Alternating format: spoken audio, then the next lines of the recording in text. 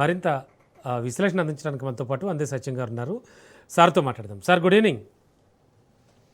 Good evening అండి. Sir, America తాను అనుకున్నది జరగబోతోందా? ఖచ్చితంగా ఇరాన్లో ఒక రకమైన అంతర్యుద్ధం, వాళ్ళలో వాళ్లే కొట్టుకు చేస్తే తన పబ్బం గడుపుకుందామని చూస్తోన్న అమెరికా కళ ఫలించబోతోందంటారా? And what about IRGC sir, most powerful unit ఇది. ఏం చెప్పుకోవచ్చు సార్ ప్రస్తుత పరిస్థితులను చూస్తే? ఎక్కడైనా యుద్ధ వాతావరణం ఉన్నప్పుడు, యుద్ధం జరుగుతున్నప్పుడు సైన్యం యొక్క ఫోర్ ఫ్రంట్లో ఉండి పోరాడుతుంది కాబట్టి వాళ్ళ ఇంపార్టెన్స్ పెరుగుతుంది, వాళ్ళ మాటకు విలువ పెరుగుతుంది, వాళ్ళ నిర్ణయాలకు రెస్పెక్ట్ కూడా ఉంటుంది.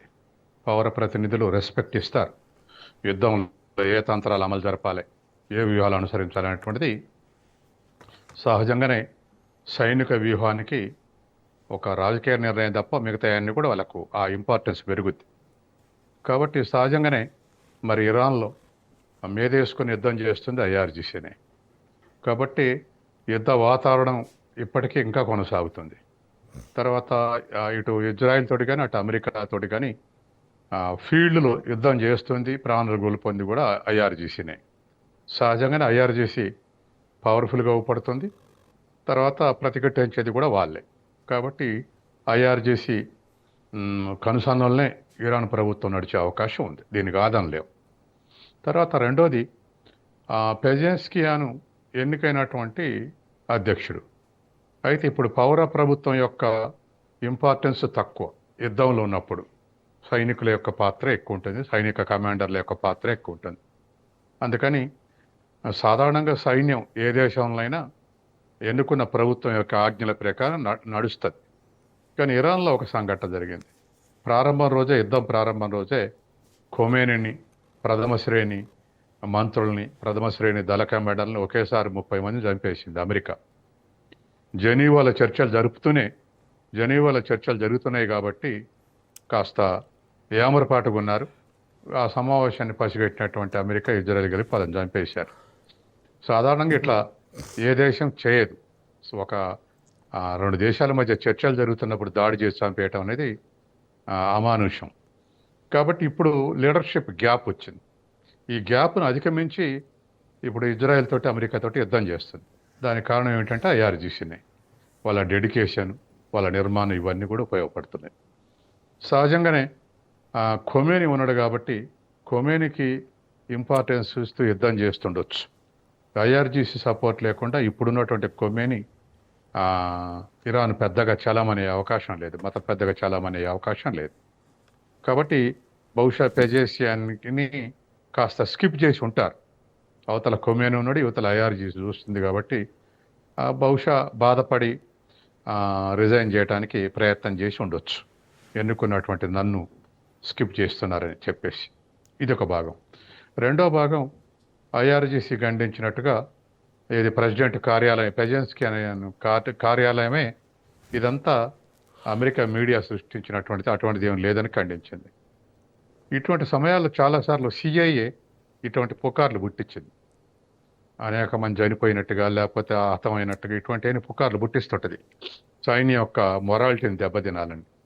కాబట్టి అటువంటి పుట్టుక కూడా ఉండొచ్చు ఒకవేళ పెజెన్స్కియాన్ ఆఫీసు ఖండించిందంటే. ఇది రెండో అంశం. తర్వాత మూడో అంశం ఏంటంటే, అసలు యుద్ధానికి ప్రారంభంలోనే ఖొమేనీ వ్యతిరేక ప్రదర్శనలు జరిగినాయి ఇరాన్ వ్యాప్తంగా.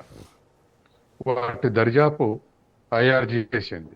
అప్పుడు ఒక 5,000 మంది పౌరులు ప్రాణాలు కోల్పోయారని చెప్పేసి ఉంది. మళ్ళీ అటువంటి దాన్ని అమెరికా సిఐఏ ద్వారా ఎంకరేజ్ చేసే అవకాశం ఉంది. మళ్ళీ అలజడులకు పిలిపించే, తర్వాత డీస్టెబిలైజ్ చేసి, తర్వాత కాస్త ఈ అగ్రిమెంట్లో లేదా ఈ అండర్స్టాండింగ్లో కాస్త అడ్వాంటేజ్ తీసుకునే అవకాశం ఉంది. కాబట్టి ఈ 3 విషయాలను కూడా మనం దేన్ని కాదనలేము. కొన్ని గంటలు, కొన్ని రోజులు గడిస్తే కానీ మనకు కన్ఫర్మ్ కాదు ఏది నిజం అనేది ఈ 3 ఆల్టర్నేటివ్స్లో. ఎస్ సార్, ఒకవేళ నిజంగా ఇరాన్ అధ్యక్షుడి రిజైన్ అనేది, అంటే ఈ న్యూస్ నిజమై ఐఆర్జీసీ కనుక దేశాన్ని తన గుప్పెట్లోకి తీసుకుంటే ప్రస్తుతం జరుగుతున్న వార్ ఎలాంటి మలుపు తిరగబోతోందంటారు సార్? ఇప్పుడు పౌరులు హానర్ చేస్తున్నంతసేపు ఐఆర్జీసీ మన దేశంలో పోరాడుతుంది ఇజ్రాయెల్కి వ్యతిరేకంగాని హానర్ చేసినంత కాలం ఐఆర్జీసీ నడుస్తుంది. అట్లా కాకుండా ప్రజలు తిరుగుబాటుకు ప్రోత్సహిస్తే లేదా ఎన్నికల ద్వారానే మేము ఎన్నుకున్న ప్రభుత్వమే ప్రకారం నడవాలి అనేటువంటిది ఉంటే ఐఆర్జీసీ వెనక్కు తగ్గాల్సి వస్తుంది. ఎందుకంటే మళ్ళీ ఎన్నికలు పోవాల్సి వస్తుంది, ఎన్నుకోవాల్సి వస్తుంది, ఇవన్నీ ఉంటాయి. కాబట్టి ఇప్పుడున్నటువంటి వాతావరణంలో ఇరాన్ ఎన్నికలు పెట్టి ఇంకో అధ్యక్షుని ఎన్నుకోవటం ఇటువంటి ఇప్పుడు సంభవించేటువంటి అంశం కాదు, ఇంకొక 6 నెలలో ఏడాదో. కాబట్టి సహజంగానే ఇటువంటి కన్ఫ్యూజన్ ఉండేటువంటి అవకాశం ఉంది. ఇది లేకున్నా అమెరికా సృష్టించే అవకాశం కూడా ఉంది. కాబట్టి ఇరాన్ ఏ మేరకు ఐఆర్జీసీ పౌర ప్రభుత్వం సమన్వయం చేసుకొని ఈ అమెరికా తోటి చేసుకున్నటువంటి ఒప్పందం కాస్త సక్సెస్ఫుల్గా ఉంటుందనేది అయితే ముఖ్యంగా అణ్వాయుధాలు ఉండటానికి వీల్లేదు, తయారు చేయడానికి వీల్లేదు అనేది అమెరికా ఆంక్ష. IAEA నిబంధనల ప్రకారం అణ్వాయుధాలు తయారు చేయొద్దు, కానీ పౌర అణువిద్యుత్ కానీ ఇతర పౌర అవసరాల కోసం అణుపరిజ్ఞానం అనేటువంటి కలిగి ఉండేటువంటి హక్కు అన్ని దేశాలకు ఉంది. అది కూడా వద్దు ఉండటానికి వీల్లేదని అమెరికా అంటే దాన్ని ఇరాన్ రిజెక్ట్ చేసే అవకాశం ఉంది. కాబట్టి IAEA యొక్క తనిఖీని అలౌ చేస్తూ అణు కార్యక్రమాలు చేపట్టడం అనేది ఇరాన్కు హక్కు. కాబట్టి ఆ ఆస్పెక్ట్లో అమెరికా కన్సిడర్ చేయొచ్చు. కాబట్టి పక్కన ఇజ్రాయెల్కి మాత్రం అణ్వాయుధాలు కలిగి ఉండి మేము రోజు దాడులు చేస్తాం, మీరు కలిగి ఉండటానికి వీల్లేదనటం అనేది ఏ విధానాల ప్రకారం కూడా కరెక్ట్ కాదు.